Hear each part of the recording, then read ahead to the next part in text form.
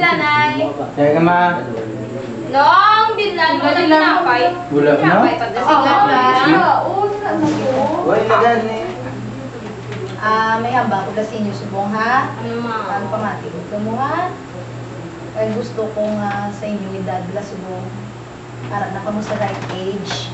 Na gusto ko magservisyo na kamo sa Ginoo. Kaya dapat yung mga faithful dito sa iya. Tingnan ka na, lagyan mo serve kay Lord mo. Ang kalanda pa na. Kabalo ka mo, wala na sa pinaka namin na lugar, hindi ko makakamo sa preset siya sa Ginoo. Siya ang kinanglan yung sa inyo mga kamuli. Ito kung mukha na nga.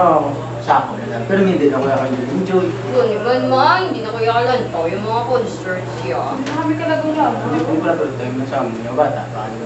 Dalawang mga anak ng ang kalipay na pangita ng sa Ginoo ipuno na siya na yung makapuno sa totoo, yung makahatag yung makapuno sa totoo, yung kalipay yung pangita nyo. Hindi din na makita sa mga palipod dito kung sa eskwelahan nyo, kung sa mga barkada nyo. Ginadisip na mo na sa mga ginagawa sa kalibutan hindi dapat yung sundon. Pag wala na padulungan mo kayo. Kung na ba ni mama yung sakto na dapat bata pa ka mo malapit ako sa Ginoo. Ba, may nagtranda na Sige choir pa. sa church. Sige ma, serve ka. Lord, ang tingog. Amo na kayo. Sige ma. Sige ma. Hindi pa ka sa sawa ko mo. Mga anak mo, nalang ko tulog ha. Sige na. Night pa. Good night. Good night. Mga story na. Love you. Sorry na to, papakagawad na sorry na. Okay. Lessons from little things.